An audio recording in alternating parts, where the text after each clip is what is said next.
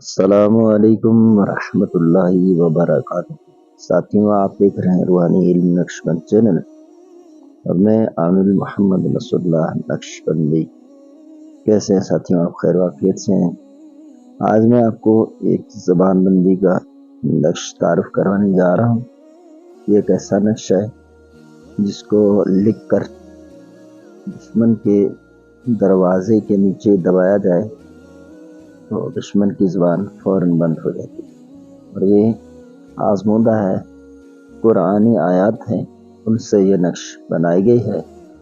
اور اس نقش کی جو چال ہے وہ آتشی چال، جیسے آپ مربع لکھتے ہیں ایسے ہی ہے، مگر اس میں یوں دیا گیا جیسے پہلے کھانا میں ختم اللہ علی قلوبہم 16 نمبر لکھ دیا، وعلی سمعہم یہاں پر 17 نمبر لکھ دیا، وعلی ابصارہم یہاں پر 18 لکھ دیا، غشاوۃ یہاں پر 19۔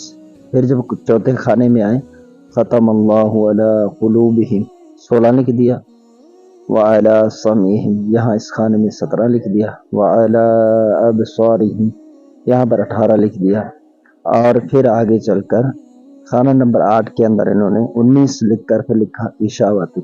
پھر کھانا نمبر 9 میں آئے ختم اللہ علی قلوبہم۔ تو یہ اس طرح انہوں نے نقش آتشی چال کے حساب سے لکھنا ہمیں سکھایا ہے۔ تو یہ آپ نے بروز منگل یا ہفتہ کے دن آپ نے لکھنا ہے، اور لکھ کر دشمن کے چوکھٹ کے دروازے کے نیچے دبا دیں۔ مجرب اور آزمودہ ہے، تو اس کے نیچے جو آپ نے عزیمت لکھنی ہے وہ کچھ یوں ہے: بستم عقل و ہوش، چشم و گوش، دہن و زبان، دل و جان، فلاں بن فلاں، یہ آپ نے لکھ دینا ہے۔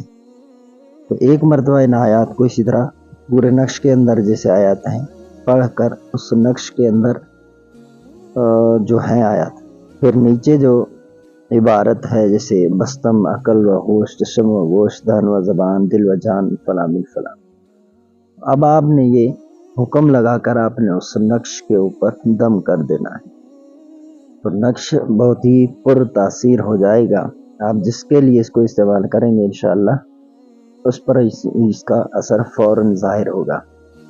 تو یاد رکھیے کہ زبان بندی کے لیے جب بھی آپ نقش پر کریں یا محبت کے لیے، تو آپ نے ایک کام لازمی کرنا ہے، یہ کرنا ہے کہ سانس کو روک لیں۔